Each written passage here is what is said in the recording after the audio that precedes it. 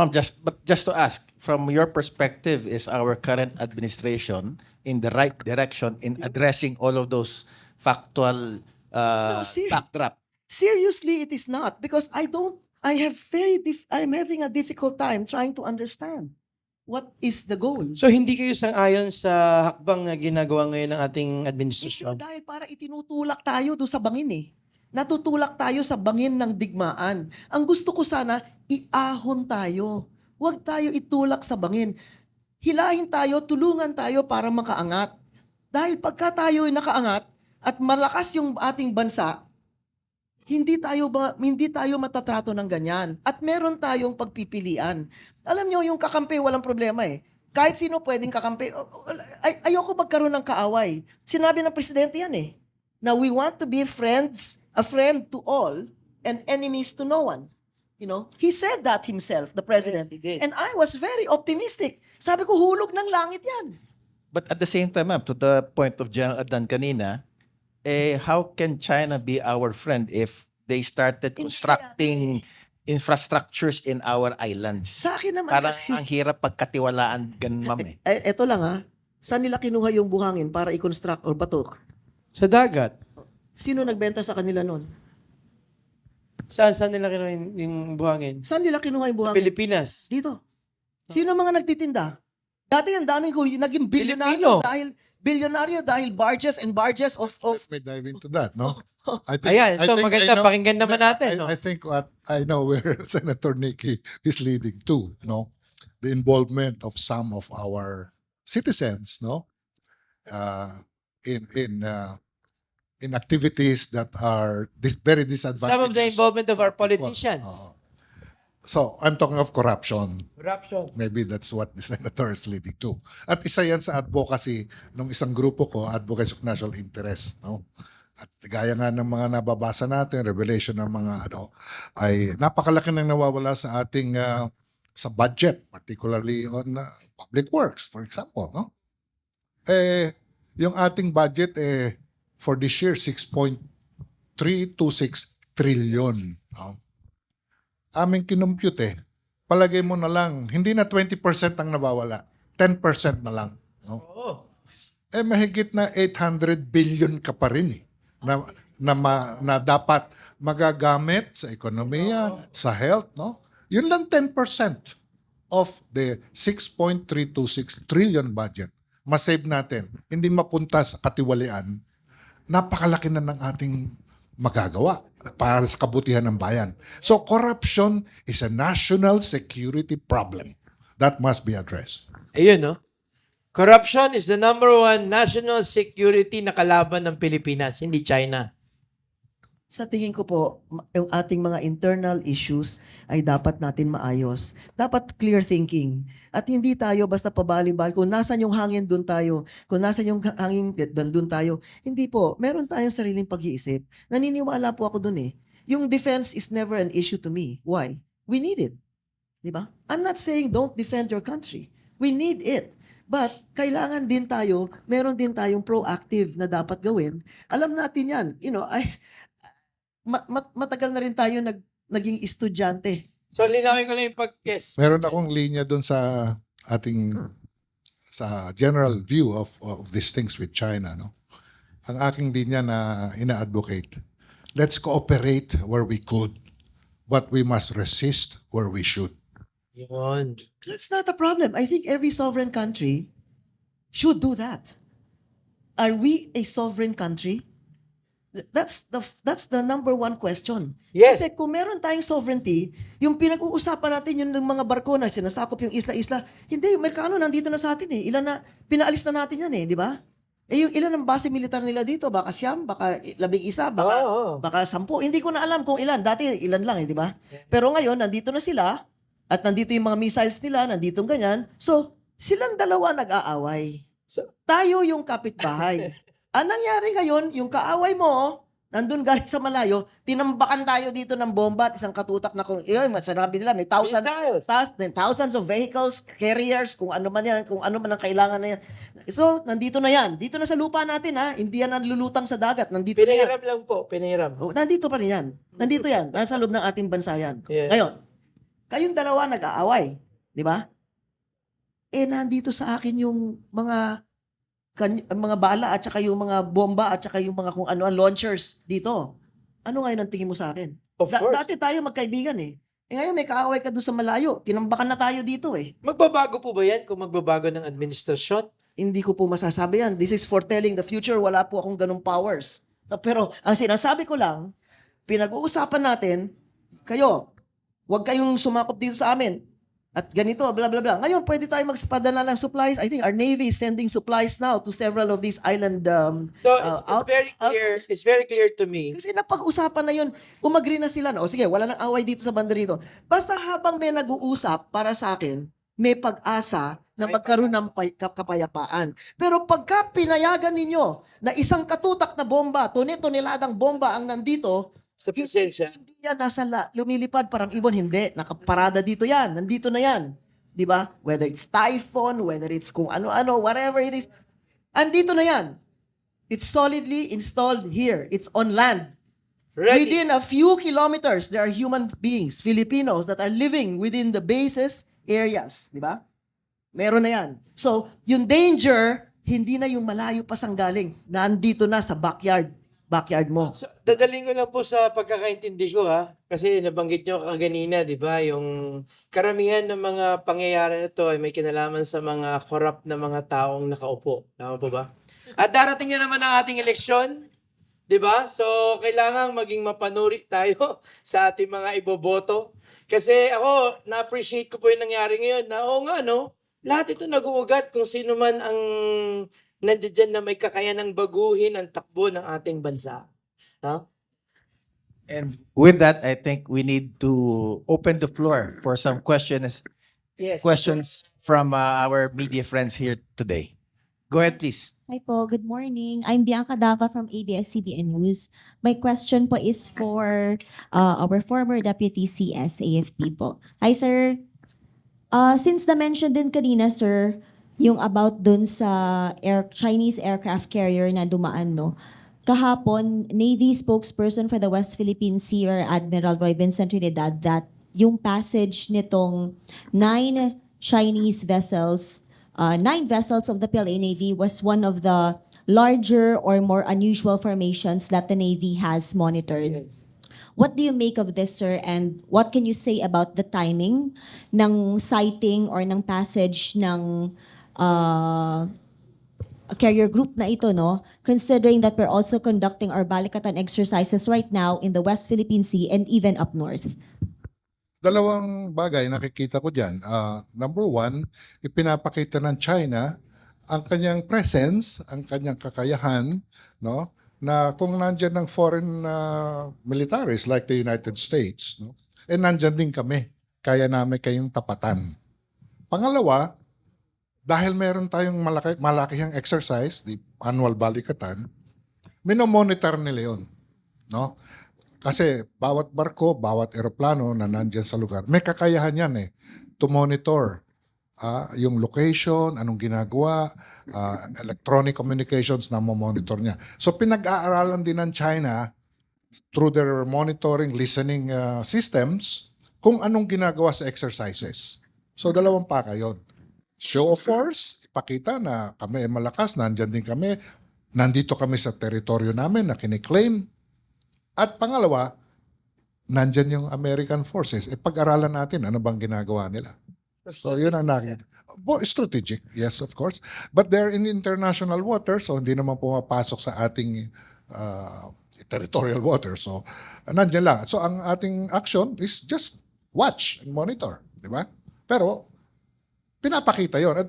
And for that matter, any nation, India, Korea, France, dumadaan sa ating lugar. Ang kakaibahan lang ay meron tinatawag na threatening nations siguro because our national interests seem to be threatened, are threatened, compared to allied or partner nations na wala namang intensyon na sa Pilipinas. So, we have to monitor kung ano ba talaga yon. archipelagic waters nga raw po, sir. They came as close as 2.23 nautical miles from the shore of Babuyan Island. Do you think, sir, that it also holds more weight since yung Nemesis missile system is also deployed in northern Luzon? Yung missile systems na dinala dito, 'di ba, una yung Typhoon, ano? Yun ay dinala dito bilang pakita din, no, sa kanilang assistance sa ating kakayahan sa capability ng na kasi wala tayong air defense systems, no? Wala. We cannot sink ships. We cannot shoot down big aircraft high up there. So these systems are meant to supplement dahil nga may mutual defense agreement. Hindi naman yun gagamitin unless you are subjected to attack, your presence is endangered. Yung self-defense is inherent yon. So, the presence of these systems, missile systems, ships, aircraft, are for the strategy of deterrence. Pigilan ang naghahangad ng masama. Deterrence. Para wag mangyari yung gulo, nilalagay namin yan dyan para wag kayo magkaisip na manggulo. Deterrence. We don't want war. Pero kung wala yan, baka matempt kayo kasi pwede namin pasukin anytime Yun, deterrence. To defend, para wag nyong makaisip. Para nga yung sabi ko kanina, para kang may guard dog. Kung may guard dog ka, hindi ka basta papasukin. Hindi para mag-attack, pero defense. Any reaction, Senator Nikki? Presence of this kind of battle group? Well, kasi for me, I still maintain that the desire for peace should be supreme. Wala pong ano dyan to me, it's non-negotiable. And yung mga pagbibigay, halimbawa ng bansag, itong mga ito, aggressor. Itong mga ito, didepensahan tayo. Ha? Parang hindi ko matanggap na ganun lang kasi. Bakit doon ang dalan ng usapan? Kasi syempre, kumikiling ang pamahalaan sa Amerika dahil maaring meron silang sarili nilang agenda, maaring meron silang sarili kung ano man ang kanilang iniisip, pero para sa akin, matagal na gusto sakupin ng Amerika yan itong linya na ito, dito hanggang Taiwan, hanggang doon sa Hapon, hanggang Korea. Hindi ba? Itong buong corridor na ito, matagal na nilang gustong ibabad yung kanilang mga gamit dyan. At ngayon, dahil meron silang bagong pangulo, baka naman, maging prioridad nila, sabi nila, make America great again. O anong gagawin mo sa Amerika? Nagugutom yung tao nila, wala nga matirahan di ba? Sa bangketa na lang. So, ganyan ang itsura ng Amerika. Bakit sila nagme-maintain na ng 750 American bases all over the world? Yung China, yung isa lang doon sa Djibouti, doon sa Africa, di ba?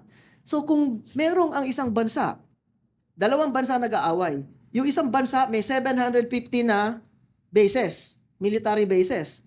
Yung isang bansa, isa lang ang base. Sino dyan ang aggressor? Sa akin, madali. Yung akin nakikita, ganun Isipin mo, tanungin nyo sa internet. Wag nyo sabihin ako nag-chismis niyan, hindi yan chismis. According to. Sa internet. Oh. Now we have another question from the media. Ayan. Kung kapayapaan, madaling i-address Madaling pag-usapan. Morning, sirs. I'm Brian Castillo from TV5.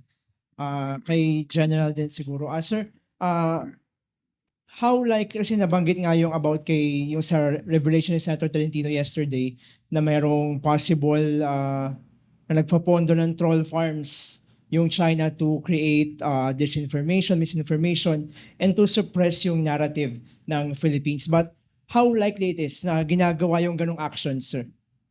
Yung ganong possible na nagpumupo ng troll farm? Sa ating nakaraan, in recent months, di ba may nababasa tayo ng mga so-called spies na nahuhuli? Yes. Yan iniimbestiga, I, for one, know in person of a Chinese national who was caught with a drone. He was flying drones near camps here in Manila. I got hold of those equipment. I saw, actually. Papalipad siya, hinuli, na-confiscate. So, nangyayari ba yan? Merong ebidensya. No? And so forth and so on na nabawasan natin.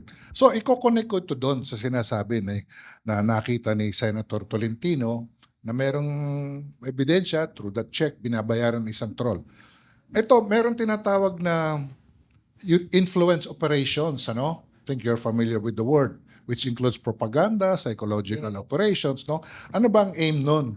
Is to subvert, no, the will of the people, to convert them so that they will not be antagonistic to a country, but serve their interest kung sino man yung sponsor, di ba? Kumbaga kailangan yung nag-sponsor ng mga ganyan, ang gagawin ng mga agents niya ay yung kaisipan ng tao ay kumiling, no? Maging sympathetic sa kanyang cause. Yun ang purpose ng whoever is sponsoring troll groups, no? But in doctrinal terms, tawag namin influence operations, di ba? So yan, all governments ginagawa yan through various forms. Number one ngayon, social media. Alam nating lahat, the effect of social media, pervasive, no? Down the line. So, any state, any sponsor will use that to his advantage. So, ang purpose lang na tinitingnan doon, yung ba ay violation ng batas ng isang bansa. At nakikita sa pinapakita ni Senator Tolentino sa kanyang finding, interference ito sa local affairs natin, which is a violation of law. No? Yun ang point na tinitingnan. Sir, parang ano yan, di ba? Kasi usually nabanggit kanina na kinakatakot natin yung digmaan, yung actual combat na laban. But with these activities, it's like parang they're pushing yung sinasabi ng ilan na China could win without even firing a single bullet by doing that activities. Tama ba yung general yung China could win without firing a single bullet. Okay.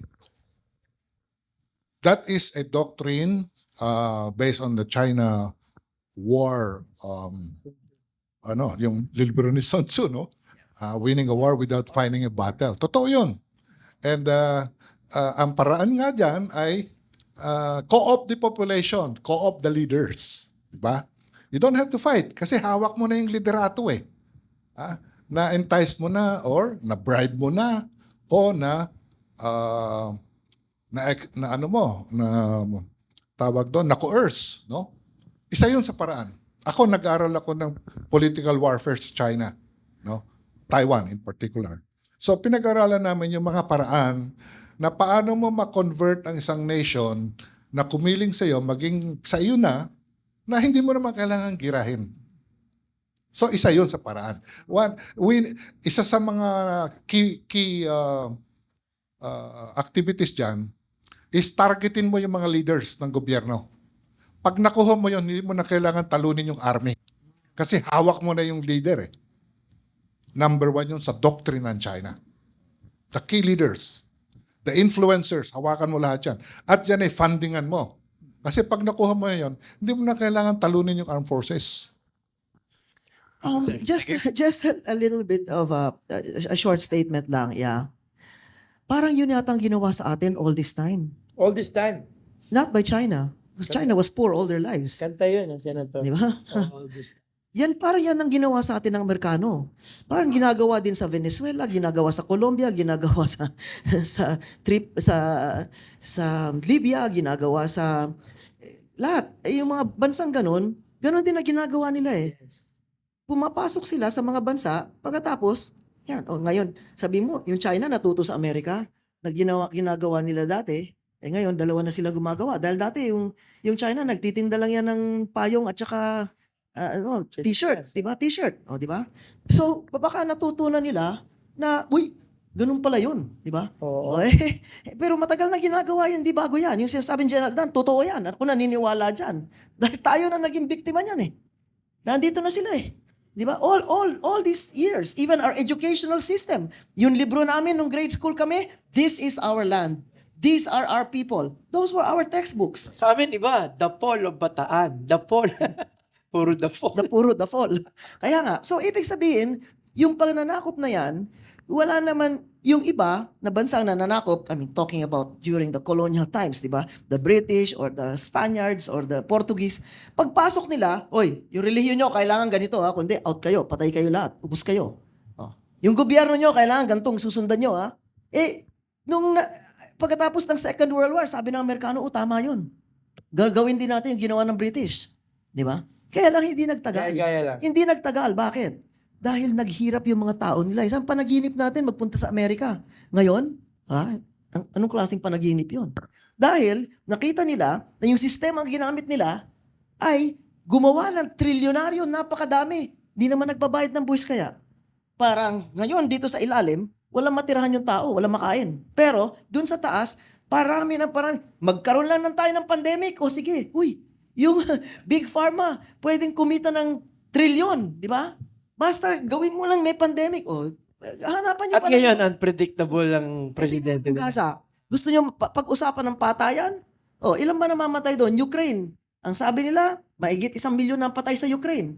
Kung kaibigan ng Amerikano ang Ukraine at tutulong sa Ukraine, gagawin mo ba yan sa kaibigan mo? Na yan ang mangyari? Di ba? Patapos kayo, sabi mo, sige, bahala na kayo sa buhay nyo, out na kami dyan.